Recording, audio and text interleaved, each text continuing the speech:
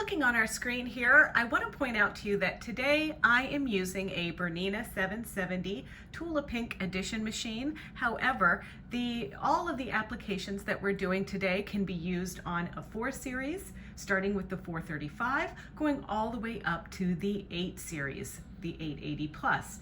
We're not going to do anything really fancy. The point is just to do some simple things to get you playing with your stitches and programming them to stitch in different ways. For our first exercise, we're going to use a very simple stitch. It's one of my favorites. I use it a lot. It's under our decorative stitch bank here, and it's number 407. I call that a bobble stitch. You can call it whatever you want, but I call it a bobble. And in here we can see that it shows up here. So if we were just going to stitch this pattern, it's just going to stitch bobble, bobble, bobble, bobble, and that's totally fine.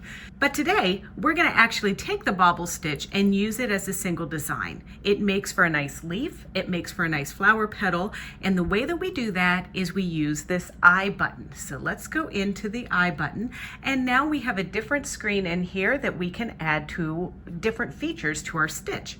Now this stitch is symmetric both up and down and side to side, so we won't be using the mirror stitch, or that one mirrors it side to side, that one mirrors it up and down, but we are going to use these two stitches. This one looks like a right triangle with a line at the top and a line at the bottom and an X.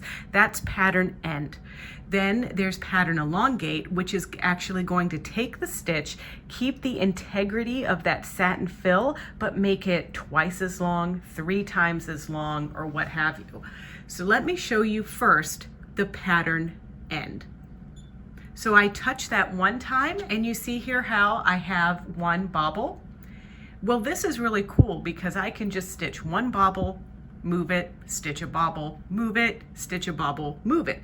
That's really cool. However, I can also stitch 2 bobbles, 3 bobbles, 4 bobbles, all the way up to 9 bobbles. So you can see here that by adding or subtracting the number of pattern repeats that you're doing, you could create a very nice frame that could go around something on your quilt or a little monogram or something like this. I'm going to go back to just the 1 bobble. Now, of course, I could press clear, or I could just keep cycling through until I get back to either the X or back to 1. So there's my 1 bobble. Secondly, I want to elongate this because that bobble is going to be, it says right here, 13.7 millimeters long, and I'd like to get something that's more about 22 millimeters long. So let's do pattern elongate. And we can do pattern elongate a few different ways. We can drag our little design right here. See that little guy there? I can shorten it and I can elongate it like that. Or I can touch that, it goes back to 100%. Or I can just do 200%. And now I'm at about 27.3. So that's when I can start to tweak it. And you see here how I'm doing the minus and the plus, and that line changes. Remember I said I wanted to go to 22? I can just keep pressing that until it says 22. There we go. Perfecto. If you were using thicker thread or some other type of thread where you don't want your stitches to be as close together, this little button right here where it says 0.35 millimeters, that's the default distance between the satin stitching. You could also adjust this with the minus and the plus button. That it's basically stitch density. So if you had thicker thread, you'd make it less dense, and if you had thinner thread, you would make it more dense. All right, let's stitch our bobble. So I've taken a mark here. You can see that my material has quite a little compass on it, and I'm just going to start my petals or my bobble at this intersection going out, at this intersection going out until I have completed 8 of them.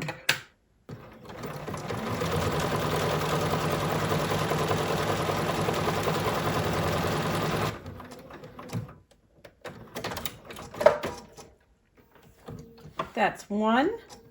Now I'll go back over here to the other one, lining that up.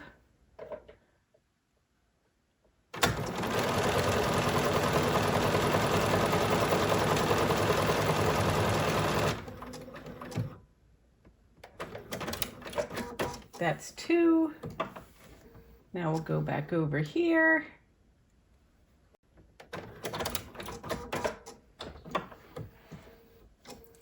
One last one.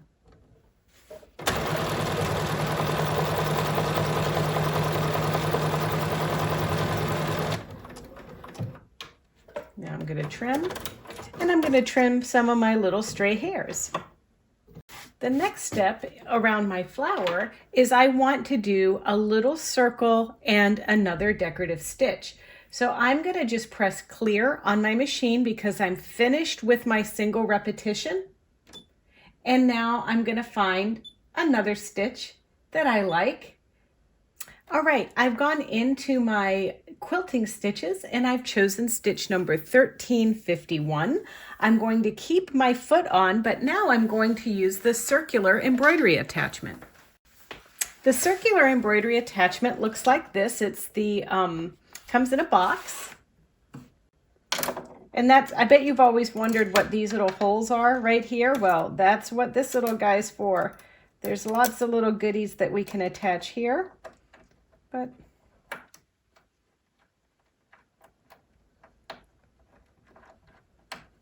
and we're going to make our smallest circle now. This is requiring a little bit of math. So the diameter of this 2.5 inches. So we want to move this about 1.25 inches away from the needle or more. And I'm just going to take it. And did you notice that I removed this little guy off of there? That's a little protector so you don't poke yourself. So that's going to be about 1 inch.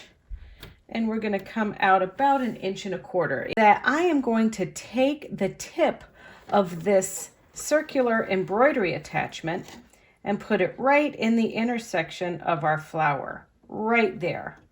And then just to make sure I don't poke myself, I'm putting our little rubber grippy right there on it, just like so. And now I'm just going to simply go all the way around this stitch. And I think I'm going to start right at my stem, and then that way if I don't stop and start perfectly, I can make up for that later when I add the stem on my flower. All right, so now that I'm all threaded and ready to go, the suspense is killing you, I know, for what the stitch looks like, but let's just give it a go.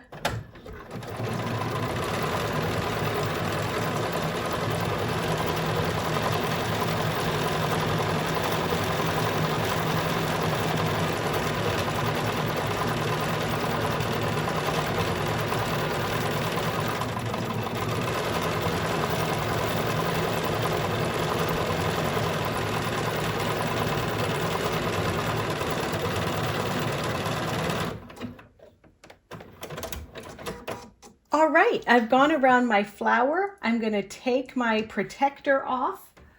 I'm going to unscrew the circular embroidery attachment, and we have completed that exercise.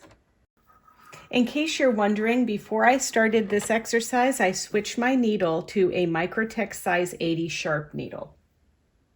All right, so I have this lovely cording here, and now I'm using my straight stitch on my sewing machine, and I've gone into that little I button and I have selected to stop the stitching. So this is going to stitch 3 straight stitches, then stop, 3 straight stitches, then stop. So I'm taking my cording and I'm doubling it over. There are a few things that you need to do to have a successful attempt at this particular stitch.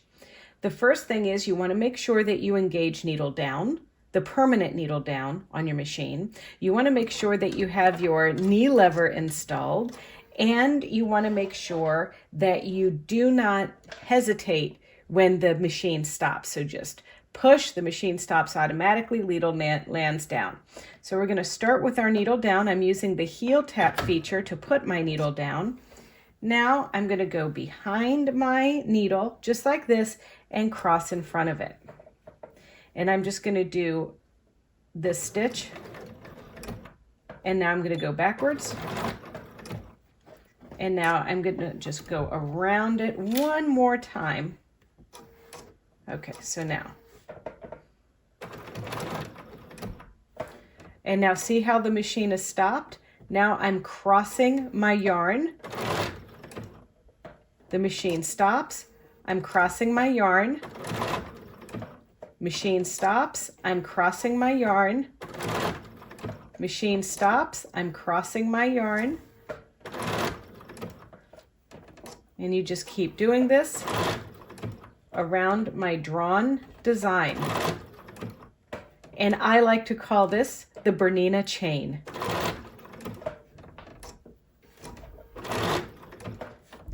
Sometimes you have to pivot a little bit.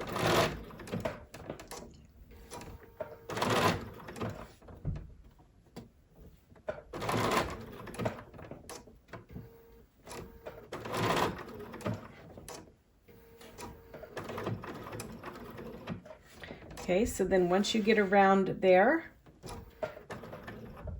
we're going to take a few little stitches going around this leaf shape.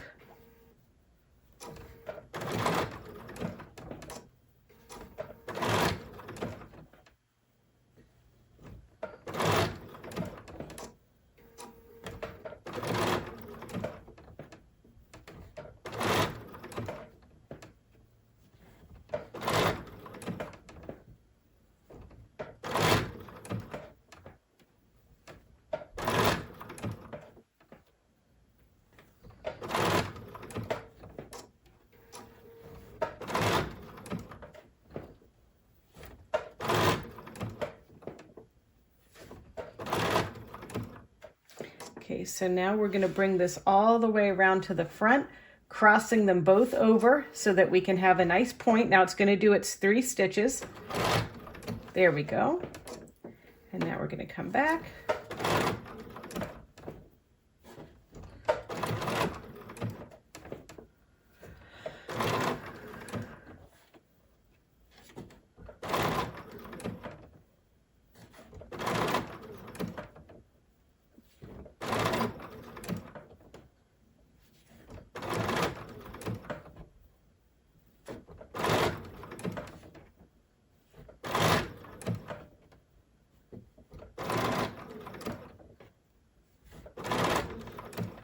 Now this is where you want to make sure that you have a tapestry needle handy, because that's how we're going to end our stitching. So I have a guy like this, so I'm just going to feed this thread through my needle. You know, once upon a time I was better at this, at seeing the needle anyway. So now I'm just going to cross over, go down into our material, and bring this to the back. And then I'm going to do the same thing with this one. But look at that pretty stitch. All right, what do you think, everybody? Pretty cool, huh? All right, so one of the other fancy things that you might want to need in your life is a number 7 Tailor Tack foot. Okay, see how that has a raised blade on it? You're definitely going to love this foot. Now, this foot was designed initially to actually mark darts on patterns, but that is not what we use it for now. What I literally use it for is to make faux chenille, to make fringe, to make really cool stuff. Now, we used this foot in our miscellaneous magic class, or the bundling and fringing class. That is also a YouTube video, but we're gonna just do some fun little fluffy stitching with this foot. You're going to have to change some settings on your machine. You're going to select your stitch number 2. You're going to make the stitch length pretty close together at about 0.3, and you're going to adjust your width to about 4. Then the tension goes really loose, guys. So we're going to go to about 1.25 on your tension settings. Now, because this is a creative endeavor here, we are simply going to just aim to make some grass, some nice little grass that's going to go down through here.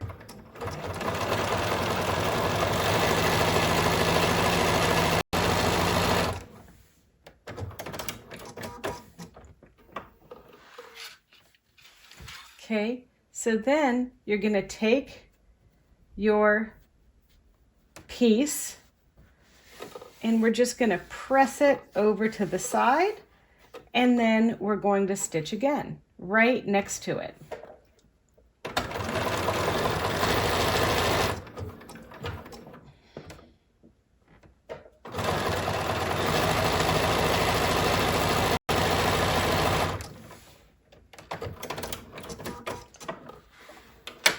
And then I'm going to move this over, and I'm going to go one more time down the center of this because we want some thickness down there, everybody.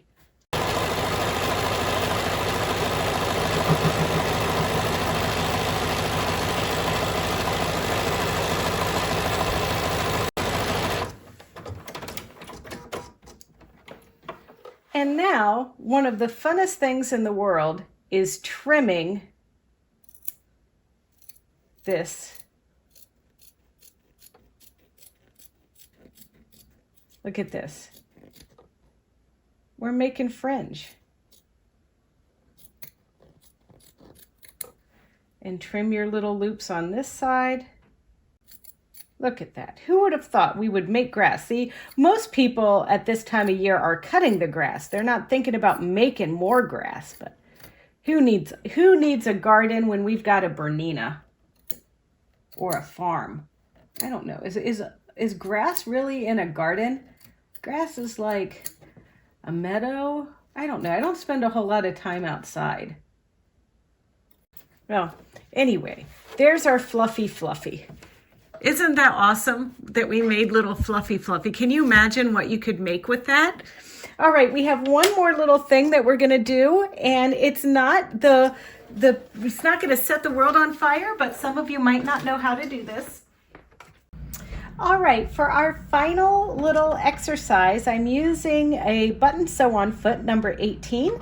It's got little rubber grippies on it, and will hold the button in place right where you want to sew on a button. I'm also using this cute little tiny little button, and so this is going to be good for those of you that do any of the Kimber Bell projects and you have to sew on these tiny little buttons and embellishments. So here's a little tip for you if you're working on one of those projects. So I'm just getting everything seated right where I need to. There's even a button sew-on stitch. It happens to be stitch number 60. So I'm going to turn my hand wheel and get my needle position just so. And then I'm coming over there. Ta-da, ta-da. So that is going to be safe for me to stitch this in place now. So I'm just going to go ahead. And sometimes I like to do it twice just for good measure. Now it's complete. I can press my thread cutter, and we've got a little project.